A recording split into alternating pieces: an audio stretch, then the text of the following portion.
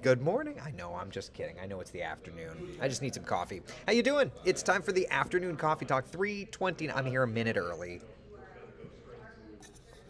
It's time for the afternoon coffee talk. Check in, see what's doing in the world of weather, and check in on the models because as we're pushing more and more into mid-May, late May, of course, the heat is going to be building. We're going to be talking about hurricane season before you know it. So we just want to check in. And before we get too deep, let's just peer outside.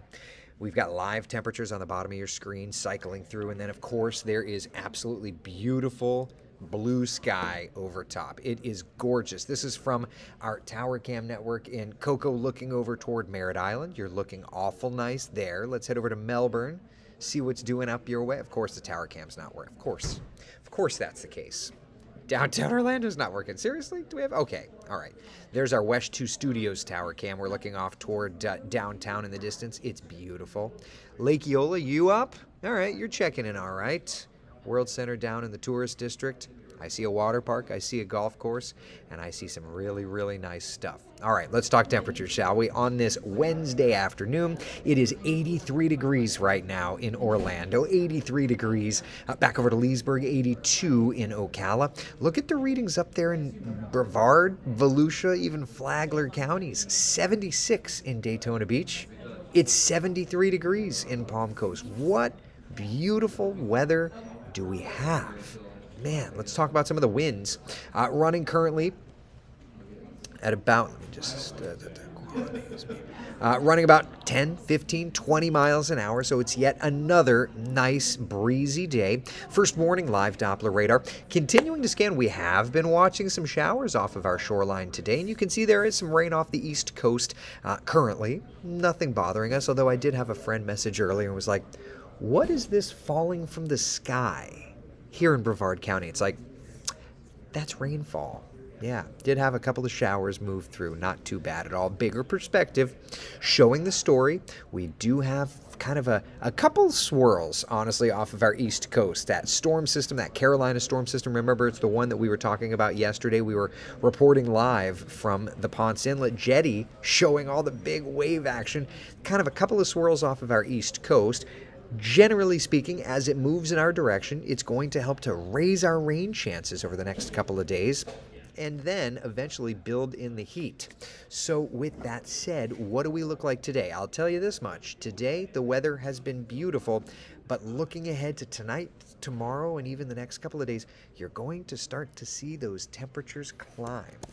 Yeah, unfortunately. All right, so let's talk temperatures for us tomorrow morning. Another nice one, but we're starting to work muggier. We're starting to work warmer. 59 in Ocala, 62 to wake up in Leesburg, 64 degrees in Orlando, 68 in Melbourne. What about tomorrow afternoon? Those temperatures still looking good, but over the next couple of days, if we look at the trend, the temperature trend for the next few days, you're going to see those temperatures climbing more and more and more. Here's a look at them over the next couple of days, right? So we've got those temperatures climbing into the 90s. And by this weekend, yeah, we are getting to 93 degrees come Sunday. Yeah, awesome, right? Isn't that what we always wanted? Summer in Central Florida. It's all because of that same storm system that's kind of going to be into our area. So as we look to the overall picture tonight, nice, comfy, mild conditions. That northeasterly breeze persists. But look what happens tomorrow. We start to get that storm system getting closer and closer. It's going to rise those shower chances just a little bit. And then, of course, building up that surf energy these next couple of days. All right? Just a reminder, by the way, while we're talking about surf energy and all that fun stuff, let's talk about the numbers. I do think that today's probably about the peak. We're going to start to back down those numbers a little bit Thursday, Friday, into Saturday and Sunday. So for what it's worth, keep that in mind, all right? John, good afternoon to you. Carrie, good evening. How are you? Nancy, how you doing? Windy and Flagler, Ryan says, yeah, absolutely. The wave action is certainly still elevated. Here's a look at the beach boating forecast for tomorrow. Do notice that we're still running a high-risk, dangerous surf, rip currents, the whole 9 yards. Seas Offshore for the boaters, tomorrow will subside to 5, 6, 7 feet. Long period swell. Surfers running about 3 to 6. Water temperatures are in the 80s, so it feels good, but it's still dangerous unless you're an incredibly strong swimmer, okay? Just keep that in mind. All right, high surf advisory, rip currents, the whole 9 yards. Now, that storm system that's sitting just off of our coastline, that certainly we don't think is going to be tropical in nature, but what comes up after that? Let's come over to the GFS model, see what's doing. On Coffee Talk this morning, we were tracking this. There you can kind of see it working over toward Florida and hanging out. All right, this is the 12Z run, so this is the most recent run of the GFS. There's a little spoke of energy on Monday, kind of leaving Florida. I think that's probably the Florester, but still for the 12Z run, still for this most recent run, look at the GFS trying to pull together a bit of a CAG low, a bit of a Central American gyre of sorts. So different than what we saw in this morning's model runs, but still an indicator of something by late May, potentially trying to develop down in the Caribbean. Certainly something we'll have to watch. All right, in the meantime, we are enjoying our weather for now. It looks and feels wonderful. If you've got outdoor plans this evening, take a look. Love it. 80 degrees, 7 o'clock. 76, 9 o'clock. 72, still with the windows open.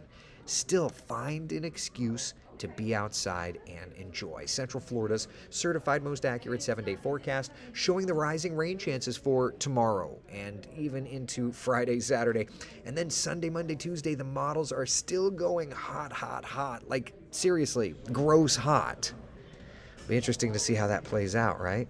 All right, so that all said, we're going to be tracking the gusty winds. We're going to be tracking the rising rain chances and rising temperatures ahead, starting at 4 o'clock on WESH 2 News at 4. Meteorologist Cam Tran will be talking about it there. And then, of course, Chief Meteorologist Tony Manolfi will have you covered starting at 5 o'clock. Kelly says, surfing meteorologist, make it happen. James Wieland is a meteorologist down in South Florida, and his Twitter handle is at Surfing Weatherman.